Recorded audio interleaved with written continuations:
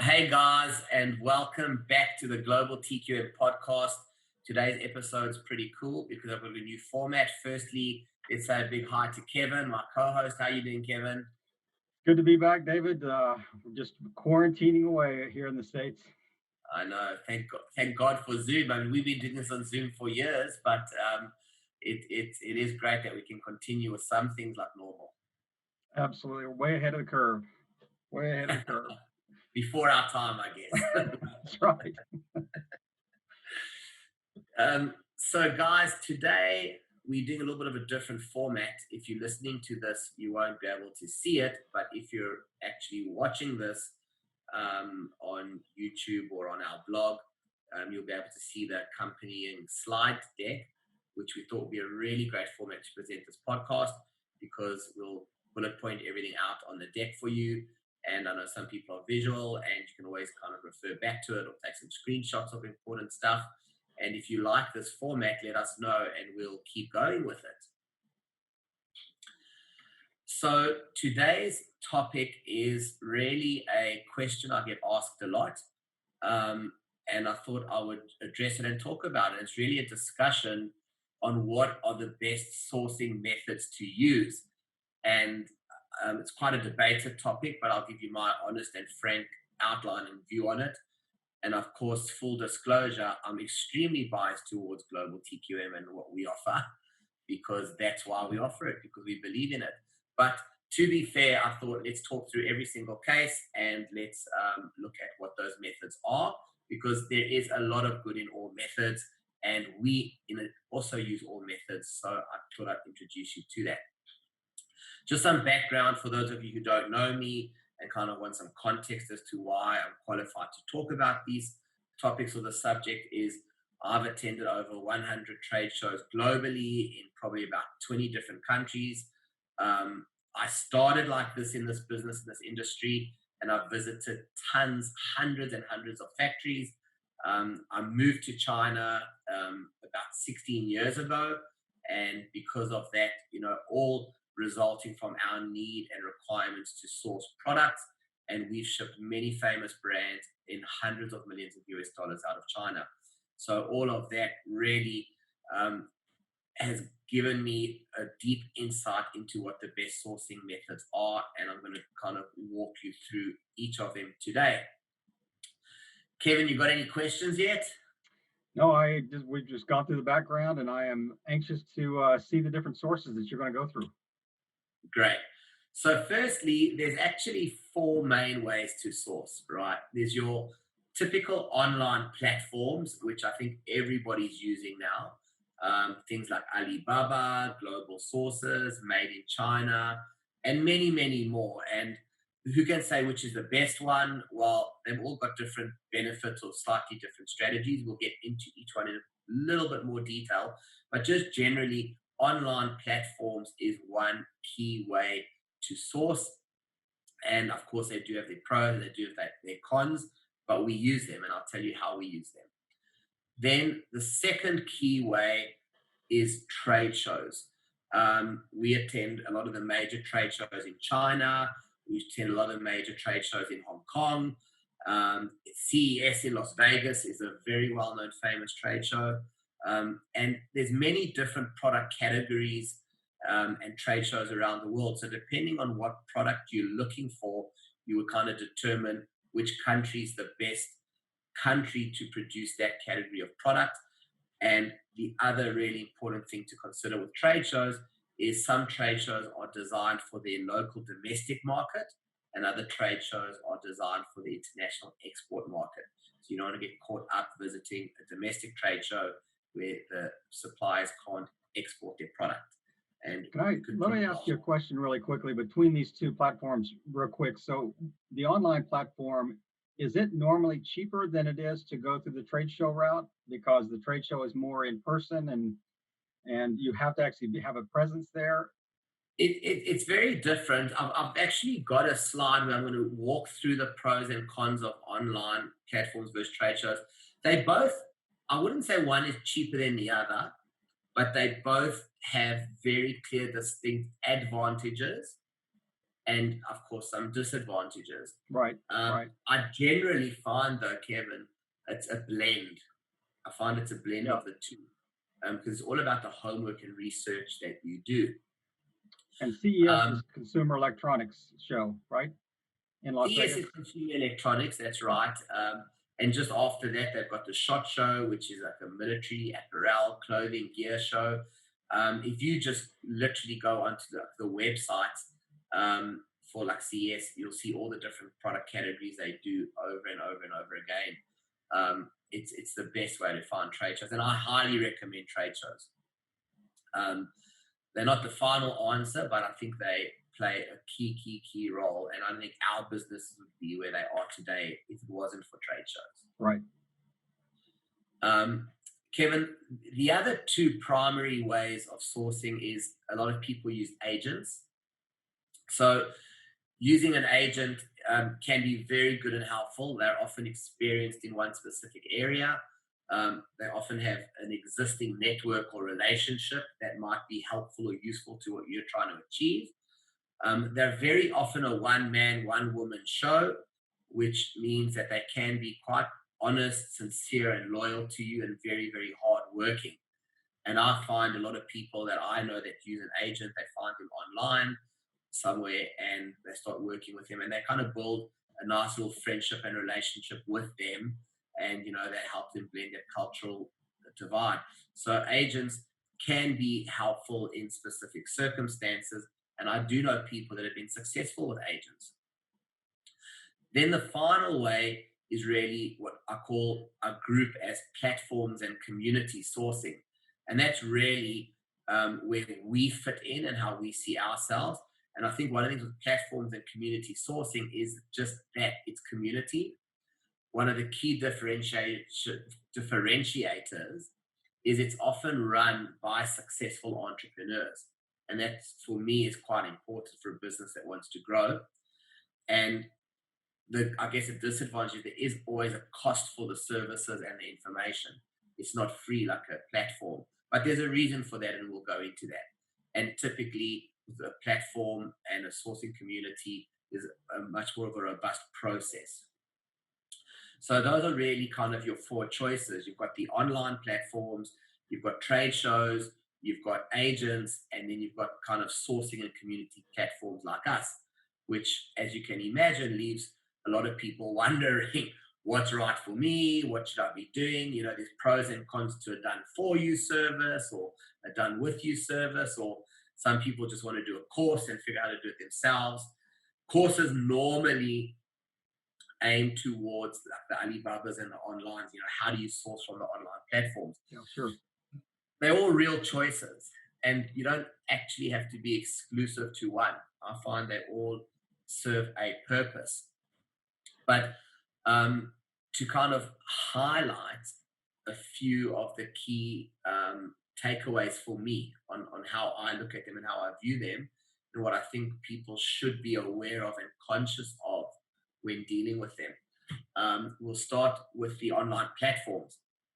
The first thing to remember with an online platform is their business model is to list thousands of factories. That is their business model. There's a platform that have got people dedicated to just getting as many factories listed as possible, because that gives them scale, it gives them scope, and it makes them the perceived go-to place for sourcing.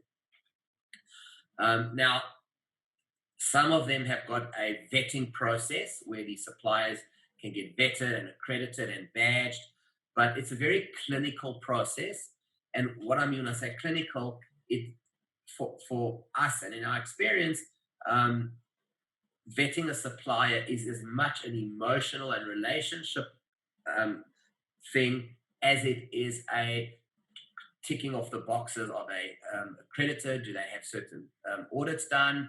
Are they a registered company? There's the clinical vetting process, which is important, but there's another hugely important factor, which is the non-clinical process, which is relationships, willingness, cooperation levels, the values, the philosophies of the management. That all matters substantially and should not be overlooked. I think The other kind of key point is um, these platforms charge the manufacturers. So while they're free to you to source, you have to understand that they do charge the manufacturers to list their products on there. And the more a manufacturer pays, the higher their ranking in tiers and status goes, right? So that kind of locks the factories in to keep their status. So if a factory wants to be a gold supplier, platinum supplier, or whatever the ranking system is, there's a commercial aspect to that that costs the factory money, and they have to keep paying to get it. And platforms will spend a lot of money and have teams just recruiting, onboarding factories. And for me, that lacks the substance of those relationships, the willingness, the attitude, the cooperation levels, the values of the company. And that's something I'll talk a bit about in more detail. Um, the other really important thing to understand about online platforms is factories have to qualify customers just as we try to qualify the factories. And a lot of people say, "Oh, I went online and I get such bad service. People don't come back to me, and it's just so frustrating." And I go, "Well, what do you think? Right? These guys have got thousands of factories. They're getting tens of thousands, hundreds of thousands of millions of people sending Exactly. inquiries Yep. and RFQs to them, and the factories employs dozens of people to crank these things out like widgets because they don't know who's serious and who's not serious." Right. And that there is the key reason that people actually get such low standards of service often through these trading platforms because they're vetting the customers as much as you're vetting them as a supplier, right? And you can break through that using online platforms, but it just takes a certain character, a certain energy, a certain persistence and consistency. And if you're asking the wrong questions or things like that, they're going to pick up straight away, if you're a serious buyer or not a serious buyer. So that's just something to be aware of. The other thing that makes it very difficult is it's really hard to benchmark and gauge. Yeah, I would imagine. Yeah. You can imagine people are just sending you quotes and offers and prices fluctuate so much, but you really have to figure out a way to benchmark those quotes and make sure you're comparing apples with apples. And I talk a lot about that in other training programs I do, so I won't get into too much. But the biggest thing is being able to benchmark and gauge which quotes are comparable and which are not, because there could be changes in materials and specs, or just even a misunderstanding on the way you communicated your requirements.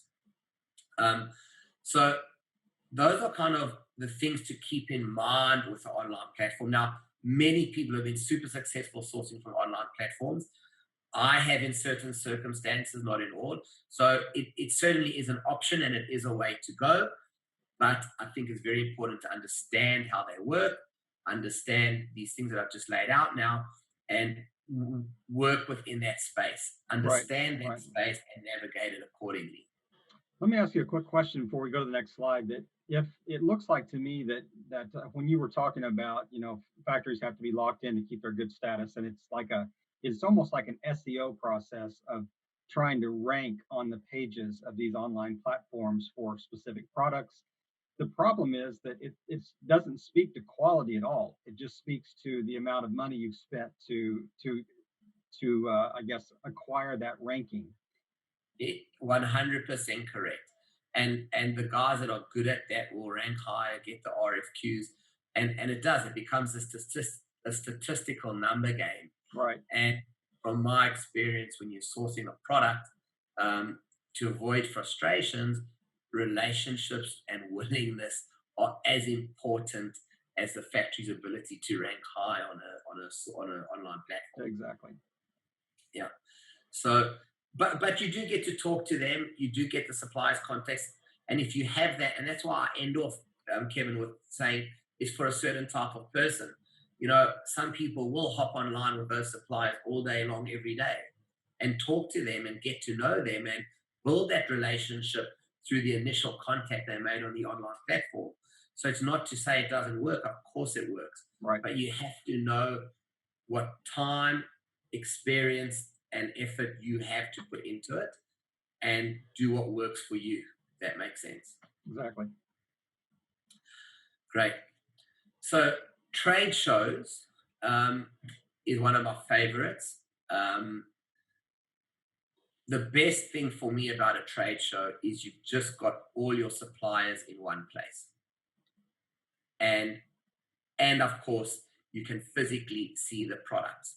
To me, there's just no better way to walk around halls in a couple of days and meet supplier after supplier and physically see product after product.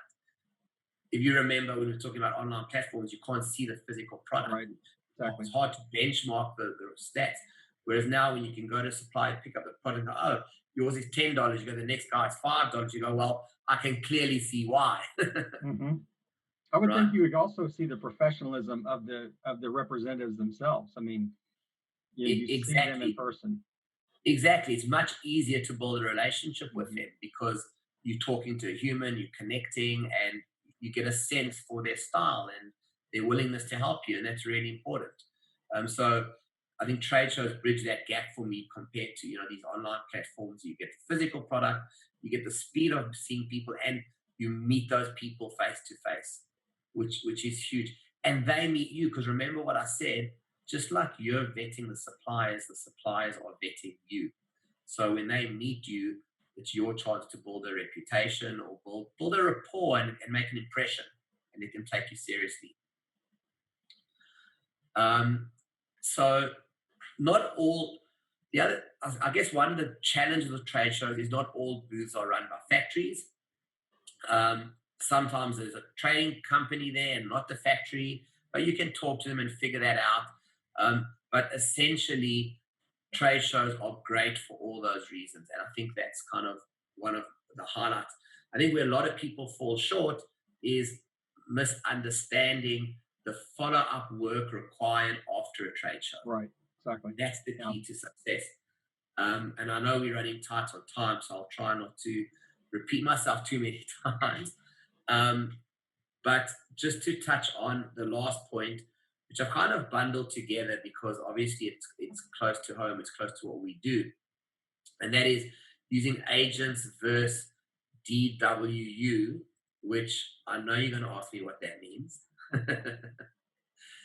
It's done with you services, right? Like GlobalTQM. That's essentially what we are. We're a done with you service compared to a done for you service. So I just thought I'd kind of explain some of the key differences between a done with you service and agents because people get confused. And for me, there's some very clear distinctions of lines.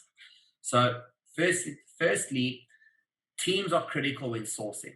That's really important to understand. A one man show is very difficult to have the right experience. And I look at our sourcing and how we work, we always need the advice of engineers, of inspectors, of our compliance people, of our shipping people, right? We got a lot of, we've got different people in different product categories, and just being able to talk to those teams brings everything together. And what we don't know, we've got access to resources like labs or other third parties we deal with or experience with that we can get the answers. And very often I find that's where agents fall short versus sourcing team, right? It's just that access and that experience. The other thing is process is crucial. Very often agents will work on a specific relationship they have and they'll be very emotionally attached to that. Whereas a sourcing team with a done with you service or platform, and it's not just us, there's others out there, full disclosure. Um, Process is critical, right? You got to take the emotion out of it. Because if they don't follow certain processes, if they can't meet certain requirements, if they can't be vetted and accredited, it really becomes a problem. Whereas if you emotionally invested in one or two contacts you have in your industry as an agent, you do everything to fight to make certain things happen, and you can end up with blinkers on. And it's really important to cast that net out wide. Um, the other very important thing I find is that the lack of formal commercial contracts and business practices, right?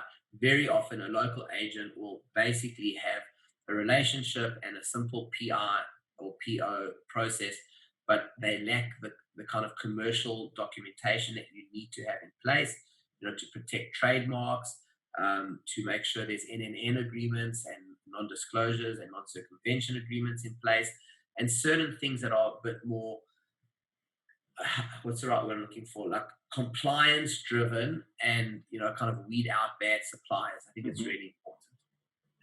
And then, of course, the working experience with suppliers is critical. And it's always better to work with people that have actually bought from suppliers, shipped from these suppliers. And I think that works for both with the Done With You platform and an agent. Both normally have that. I think one is just probably normally wider and higher volume. The big difference, I think, with a Done With You service is that you get to learn as you go. You Yeah. can run solo, right?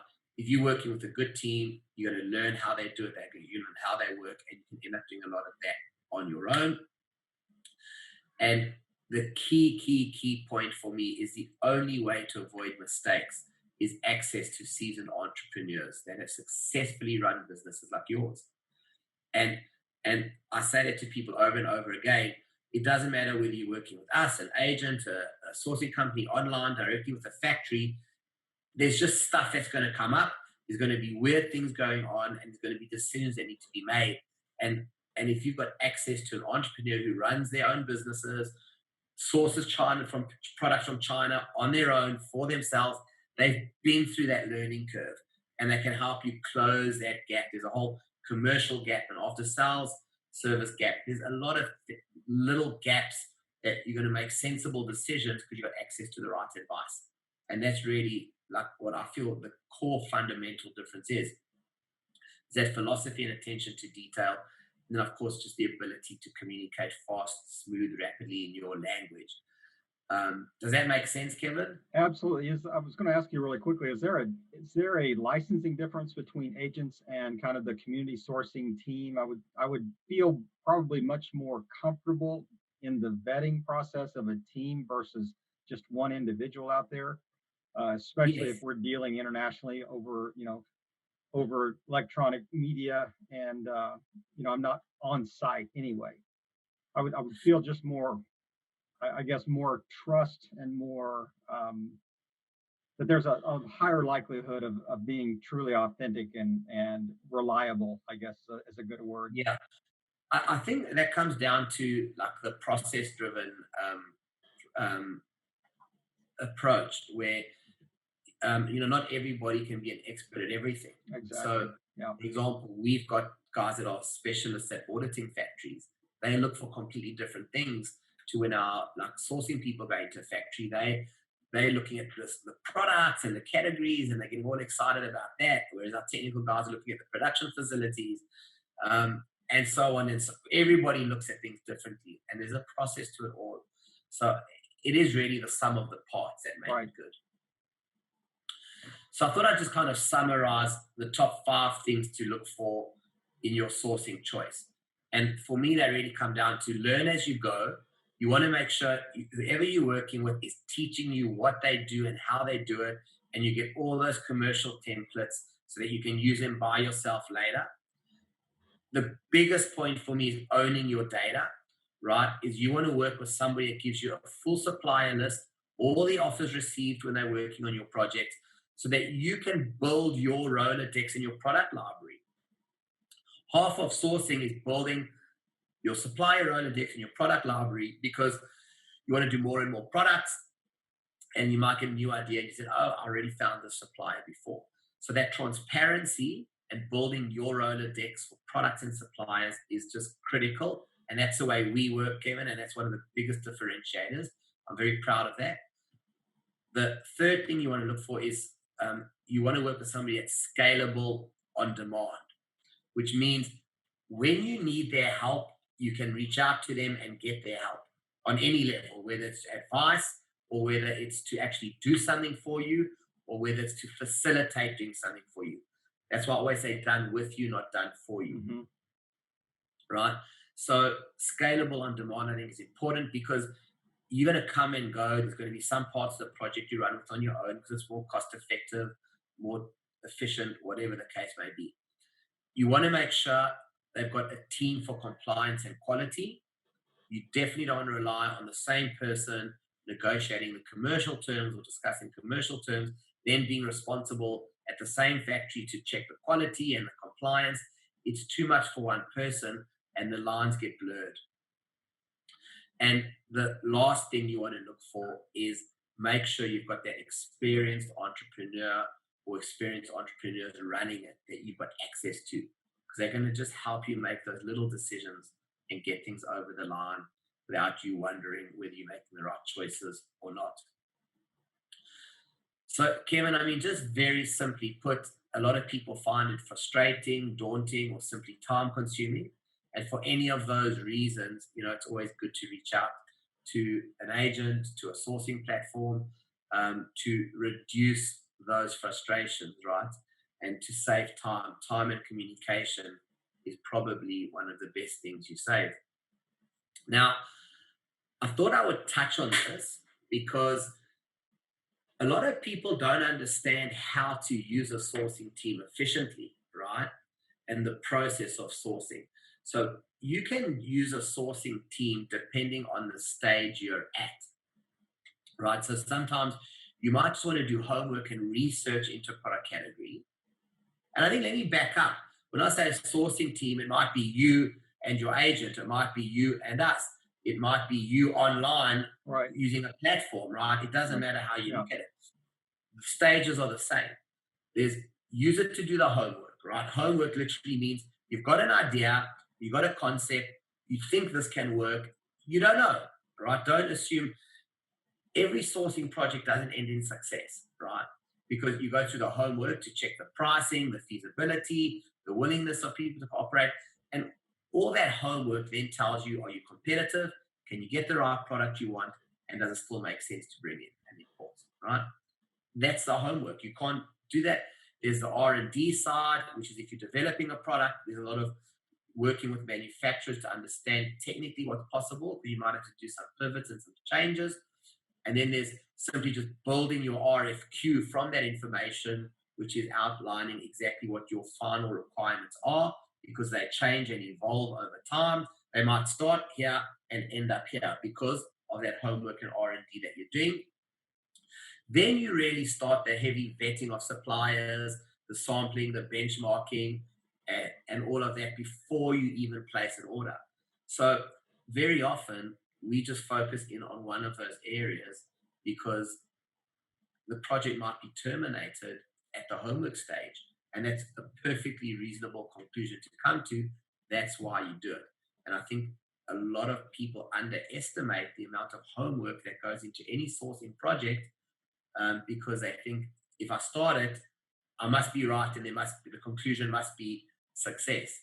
But actually, you're proving through the journey whether your product is viable. If that makes sense. Is there any stage that it's best to use a sourcing team in those stages? Like, when is the best? I mean, you said you can incorporate a sourcing team at any stage of there, but is there one level that where this is where you really have your highest value as a sourcing team in one of those levels? Yes, I think there's two cases. The one is a mature business. It doesn't matter if it's an online business or a bricks and mortar business, but a mature business that kind of wants to take themselves to the next level, and grow maybe a new product range or their own private label brand, um, and need to do that quickly, should definitely use a team in a company like ours, because they're going to need that full backup and that support, and they need to accelerate that and get it going. For the smaller guy or startup guy, it's a different reason. I think the smaller startup guy is going to be time versus what they know about themselves as an individual, right? So Right. is it going to be right? Because there's a lot to learn, there's a lot to figure out, and some people don't have the time to do that, and they just don't maybe have the personality or character to deal with that. They'd rather have somebody taking that headache off from them. They've got kids at home, they've got other lives going on, they're busy with other stuff. They just want somebody to take care of that stuff for them. So then you kind of want to have that team and infrastructure around you. I think the biggest thing, Kevin, that I want to end off on is very simply that what people have to understand is that we cannot replace you. No sourcing agent can replace you. No sourcing company can replace you, because everything you're sourcing comes from you, right? The energy you have to put in, your requirements, your information, your expectations, it's all you. And no agent is ever going to basically replace you. You have to still check your samples. You still got to go through the microscopic details. You've got to do that. That's the input you have to put in to make any sourcing job successful. If there was Does that anything make that sense? you touched on that I think is that has surprised me the most in this entire presentation is the ability for me as somebody that wants to source products in China to own my own data. That back in like slide 10 or slide 9, that's amazing that you all provide that service. Yeah, yeah. Look, the biggest thing is that for me is, and I like emphasize this to people all the time, is that just we can't replace you. Nobody can replace you. If you're going on these journeys, you have to own your brand. You have to own your products. It's a reflection of you. You can have a team to help you to shorten the length of time, but it can't replace you. What a great way to wrap up today, and just to as you kind of close the session today. I mean, just everything was kind of culminated in this idea that you said it's a done with you service versus done for you service, and that's exactly what you emphasize that in this last slide. Exactly. It kind of brings it home. So I think that wraps it up. If anybody's got any questions, feel free to reach out to us. And I hope that was interesting and insightful. And we'll see you in the next 1 or 2 weeks.